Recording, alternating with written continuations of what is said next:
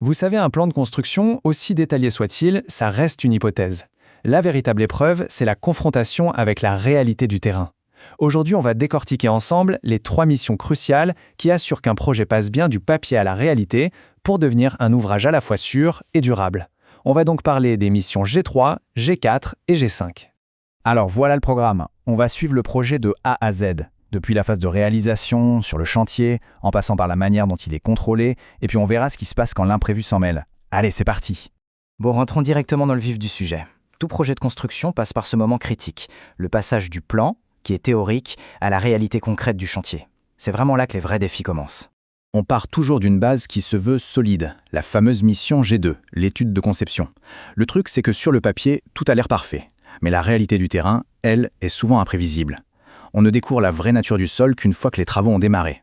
Le véritable enjeu, c'est donc de savoir gérer ces surprises, ce qu'on appelle les risques résiduels. Vous avez ces imprévus qui peuvent absolument tout changer. Le cycle de vie d'un projet géotechnique est très clairement défini. Après les études G1 et la conception G2, on attaque l'étape 3, la réalisation. C'est là, en plein cœur du chantier, que les missions G3 et G4 entrent en jeu, et ce, en même temps. La mission G5, quant à elle, elle peut être déclenchée à n'importe quel moment dès qu'un problème pointe le bout de son nez. Alors, commençons par la mission qui est vraiment en première ligne sur le chantier, la mission G3. Le mot-clé ici pour la G3, c'est vraiment l'adaptation. Son rôle, c'est de prendre le plan théorique et de l'ajuster en temps réel à ce que le sol nous révèle.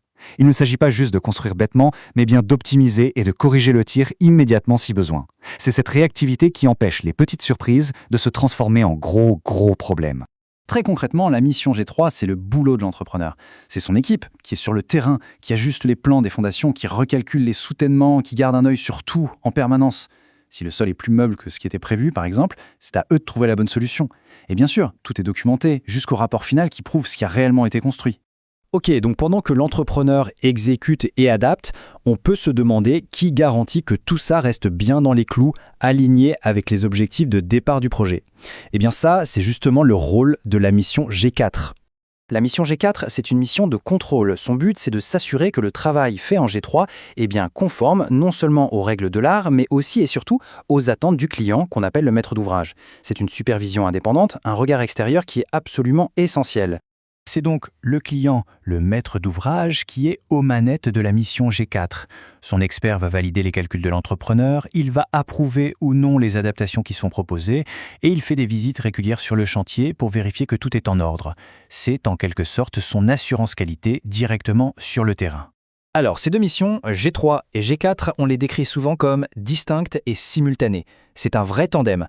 Voyons un peu plus en détail comment ça fonctionne. Pour résumer ça de la manière la plus simple possible, la G3, elle est dans l'action, elle adapte. La G4, elle, est dans le contrôle, elle vérifie. L'une ne va pas sans l'autre si on veut vraiment garantir la maîtrise des risques, c'est un duo inséparable. Ce tableau montre très clairement leur complémentarité. D'un côté, on a la G3, la mission de l'entrepreneur, un suivi en continu pour adapter et optimiser. De l'autre côté, la G4, la mission du client, des interventions ponctuelles pour vérifier la conformité. Ce sont deux rôles bien distincts, mais qui sont essentiels et parfaitement coordonnés pour que le projet avance en toute sécurité. Mais que se passe-t-il si, malgré toutes ces précautions, un problème survient quand même? C'est précisément là qu'intervient la mission G5. Voilà typiquement le genre de scénario qui va déclencher une mission G5. Là, on ne parle plus de construire, mais bien de comprendre un désordre. Que ce soit sur un vieil ouvrage qui se dégrade ou sur un chantier en cours qui fait face à un événement totalement imprévu, la G5, c'est une mission d'investigation, une sorte d'enquête. L'objectif de la G5 est limpide. Il faut jouer au détective. Il faut mener une étude très spécifique pour comprendre l'origine du problème, que ce soit des tassements, des fissures, une instabilité. Et à partir de ce diagnostic, proposer des solutions concrètes de réparation ou de renforcement. La mission G5 n'est donc pas du tout systématique. Non, elle est déclenchée par un événement bien précis. Un sinistre, l'apparition de pathologies sur un bâtiment, ou encore la découverte sur le chantier de conditions de sol radicalement différentes de tout ce qui avait pu être anticipé. Maintenant, mettons toutes ces pièces du puzzle ensemble pour bien visualiser la chaîne complète de la maîtrise des risques. La séquence est d'une logique implacable. On part d'un bon plan. On l'exécute en s'adaptant au terrain grâce à la G3. On vérifie que tout est conforme avec la G4. Et on a un plan d'urgence, la G5, si jamais un imprévu majeur survient. C'est vraiment cette chaîne de responsabilité bien huilée qui garantit la sécurité et la qualité de l'ouvrage final. Et comme le souligne l'esprit même de la norme, ce processus, ce n'est pas une option, c'est une démarche absolument indispensable. Maîtriser les risques qui sont liés au sol, ça fait partie intégrante du métier de constructeur, depuis la toute première étude jusqu'à la livraison finale de l'ouvrage. Au bout du compte, toutes ces missions géotechniques ne sont rien d'autre qu'un dialogue organisé avec le sol. La G3 écoute et répond au quotidien. La G4 s'assure que la conversation reste cohérente, qu'elle va dans le bon sens. Et la G5, elle, intervient quand le dialogue est rompu. La vraie question, elle est là. Savoir si on est toujours vraiment à l'écoute de ce que le terrain a à nous dire.